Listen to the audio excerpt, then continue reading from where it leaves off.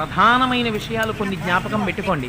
మనకి రామాయణం నేర్పుతుంది. మన ఇంట ఒక ఉత్సవం జరిగితే ఎలా ప్రవర్తించాలో మనకి రామాయణం నేర్పింది.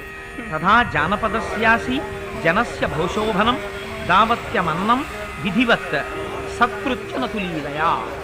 జానపదులు ఉంటారు, గ్రామాల నుంచి వస్తారు.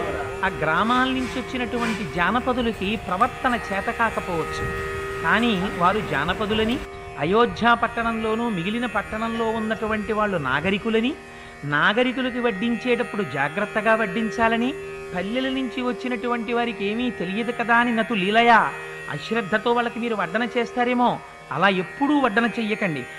మీరు చేసేటప్పుడు విధివత్, చాలా జాగ్రత్తగా మర్యాదగా ఎంత చక్కగా వడ్డించాలో అంత చక్కగా వడ్డించండి. వశిష్ఠ మహర్షి ఈ మాటలు చెప్తే చెవులకు మణికుండలములు పెట్టుకుని బ్రాహ్మణులు పక్కన సహాయకులతో కూర్చుని అన్నాన్ని అంత జాగ్రత్తగా వడ్డించారట.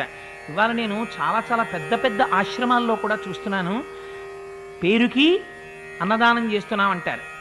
గబ్బ గబ్బ గబ్బ గబ్బ వడ్డించుకుంటూ వెడితే నిజంగా అక్కడ కడుపు నిండకుండా ఉండిపోయిన వాడు ఎవరైనా మళ్ళీ అన్నం కోసం పిలుద్దామంటే పలికేవాడు ఉండడు. ఇది పెద్దలైన వారు కోరుకున్న అన్నదానం కాదు. అందుకని వడ్డించేటటువంటి వాళ్ళు ప్రధానంగా జాగ్రత్తగా ఉండాలి. మేము చాలా పెద్ద పెద్ద పెద్ద పెద్ద సేవా సంస్థలు నడుపుతున్నాం అన్న వాళ్ళందరూ కూడా రామాయణం నుంచి ఈ మాట నేర్చుకోవాలి. అందుకని పెద్దలు కోరుకున్నది ఇది కాదు, అలా వడ్డించమని వాళ్ళు చెప్పలేదు. అందుకని జానపదులైన రమణ మహర్షి ఒక మాట చెప్తుండేవారు. పల్లెటూళ్ళ నుంచి వచ్చినటువంటి వాళ్ళు, వాళ్ళకేం తెలియదు పాపం, ఆ పిల్లల్ని ఒళ్ళో పెట్టుకుని వచ్చి ఎదురుగుండా కూర్చుంటే వాళ్ళు మలమూత్రాలు విసర్జించేవారు. ఆ పల్లెటూరి వాళ్ళకి ఏం తెలియదు, ఎదురుగుండా కూర్చుంటే మలమూత్రాలు విసర్జిస్తున్నారు, భగవాన్కి ఇబ్బందిగా ఉంటుందని వాళ్ళని వెనక్కి కూర్చోపెట్టి పట్టణాల్లో నుంచి వచ్చిన వాళ్ళని ముందు కూర్చోబెట్టేవారు. భగవాన్ అనేవారు, ఏమి మీరు పుట్టినప్పుడు మీకు తెలుసా, జ్ఞానంతో పుట్టారా? మనం అమ్మ ఒడిలో మలమూత్రములు విసర్జించలేదా? వారిని ఎందుకు వెనక్కి కూర్చోపెడతారు, వారిని ముందుకు తీసుకొచ్చి కూర్చోపెట్టండి అనేవారు. ఇది వారి ఆశయం, ఇది జ్ఞాపకం పెట్టుకోవాలి మనం. అందుకని వడ్డన చేసేటప్పుడు ఎంత జాగ్రత్తగా వడ్డించాలో వశిష్ఠ మహర్షి నేర్పారు. ఇవాళ అన్నింటికన్నా మనకి చాలా సులువైందేది అంటే వడ్డన విషయంలో మనకున్నంత చులకన భావం ఇంకా దేంట్లోనూ ఉండదు.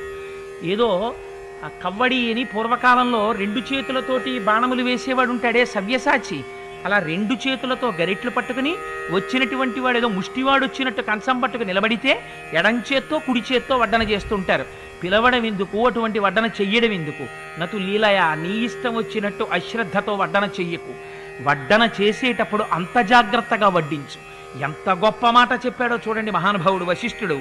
అందుకని సర్వే వర్ణా యథా పూజాం ప్రాప్నువంతి సుసత్కృతాః నచావజ్ఞా ప్రయోక్తవ్య కామక్రోధవశాదపి. చాతుర్వర్ణముల వారిని కూడా భోజనానికి పిలవండి. వాళ్ళందరూ కూడా వచ్చి భోజన పదార్థాలని స్వీకరించడం కోసమని పంక్తులలో కూర్చుంటారు. కూర్చున్నప్పుడు ఎవరైనా ఒక్కొక్కరు కామమునకు క్రోధమునకు వశులై మాట్లాడకూడనటువంటి మాట వారు మాట్లాడచ్చు. మీరు మౌనంతో నవ్వుతూ ఊరుకోండి తప్ప ఎవ్వరినీ మీరు అవమానించే ప్రయత్నం చెయ్యకండి. పంక్తి భోజనం పెట్టినప్పుడు సర్వసాధారణంగా కనిపించేటటువంటి విషయం, 10 మంది ఒక చోట చేరితే అందరి మనస్తత్వాలు ఒక్కలా ఉండవు.